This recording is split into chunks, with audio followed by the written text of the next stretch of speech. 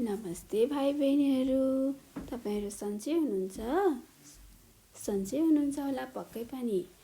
आज हामी फेरि एउटा कविता लिएर आएको छौं।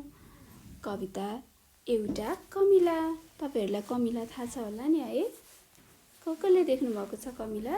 सबैजनाले देख्नु भएको होला। कमिला कस्तो हुन्छ? सानो हुन्छ। तर कमिलाहरू कति मिलेर बसेका हुन्छन् है, सँगसँगै लाइनमा हिँडेका हुन्छन्। अनि सानो कमिलाले आफ्नो खानेकुराहरू कति मेहनत गरेर पछाडि बोकेर हिँडेका हुन्छन् है। त्यो कमिलाले कति दुःख गर्छ है। त्यही भएर त नि कमिला एकदम मेहनती पनि मानिन्छ नि। हो त्यस्तै आज एउटा कमिलाको कविता लिएर आएका छौं। अब हामी सँगसँगै गाउँ है त।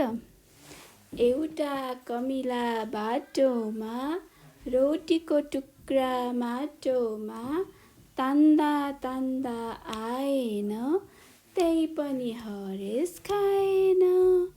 अब फेरि हामी सँगसँगै गाउने है। ल सँगसँगै सुरु गरौँ। एउटा कमिला बाटोमा रोटीको टुक्रा माटोमा तान्दा तान्दा आएन, त्यही पनि हरेस खाएन।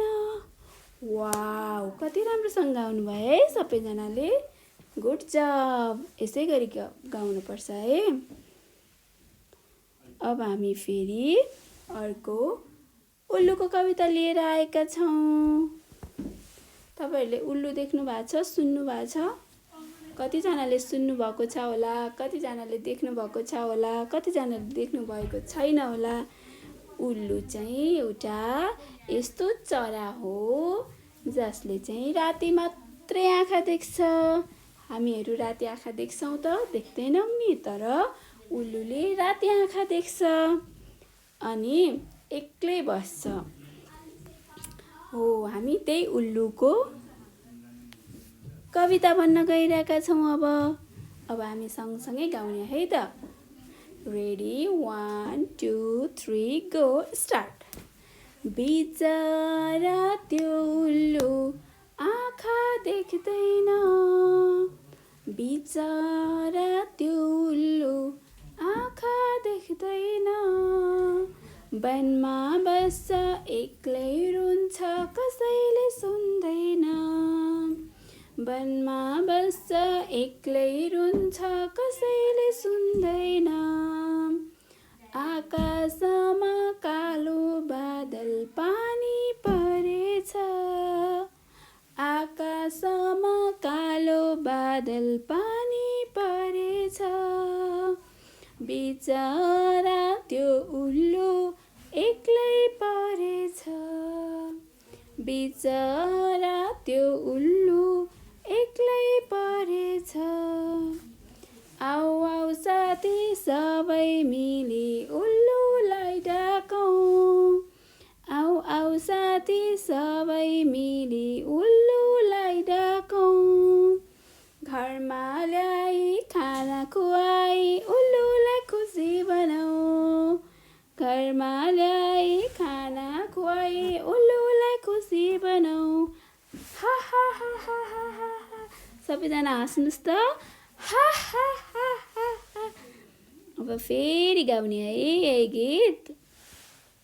बिचरा त्यो उल्लु आँखा देख्दैन, बिचरा त्यो उल्लु आँखा देख्दैन। वनमा बस्छ एक्लै रुन्छ कसैले सुन्दैन, वनमा बस्छ एक्लै रुन्छ कसैले सुन्दैन। आकाशमा कालो बादल पानी परेछ, आकाशमा कालो बादल पानी परेछ। बिचरा त्यो उल्लु एक्लै परेछ, बिचरा त्यो उल्लु एक्लै परेछ। आऊ आऊ साथी सबै मिली उल्लुलाई डाकौं, आऊ आऊ साथी सबै मिली उल्लुलाई डाकौं। घरमा ल्याई खाना खुवाई उल्लुलाई खुसी बनाऊ घरमा ल्याई खाना खुवाई उल्लुलाई खुसी बनाऊ हा हा हा हा हा रमाइलो भयो साथीहरू पक्कै पनि रमाइलो भयो होला अब हामीले पनि उल्लुलाई जस्तै अरूलाई पनि सहयोग गर्नुपर्छ हेल्प गर्नुपर्छ कसैलाई दुःख परेको छ कि कसैलाई प्रब्लम परेको छ कि हामीले साथीहरूलाई हेल्प गर्नुपर्छ है अब फेरि हामी अर्को कविता भन्न गइरहेको छौँ कविता पानी पर्यो पानी सबैलाई मनपर्छ होला नि आकाशबाट पानी परेको होइन कस्तो रमाइलो हुन्छ है मलाई पनि मनपर्छ अनि आकाशबाट पानी परेर भिज्न कस्तो रमाइलो हुन्छ तर धेरै भिज्न चाहिँ हुँदैन है फेरि बिरामी हुन्छ छाता ओढ्नुपर्छ अब हामी पानी पर्यो कविता भन्न गइरहेका छौँ अब सँगसँगै गाउँ है त पानी पर्यो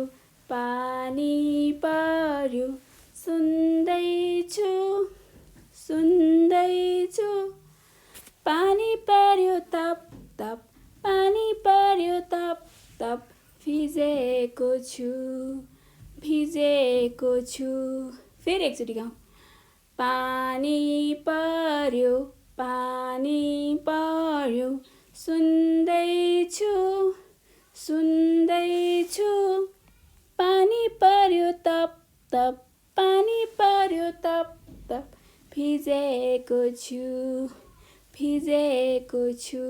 आछु छु छु छु छु छु छु जाडो भयो सबैजनालाई जाडो भयो होला नि अब आजलाई यति नै राम्रोसँग बस्नु होला है अर्कोचोटि फेरि अर्को कविता लिएर आउँछु राइम्सहरू लिएर आउँछु अनि सँगसँगै गाउन पर्छ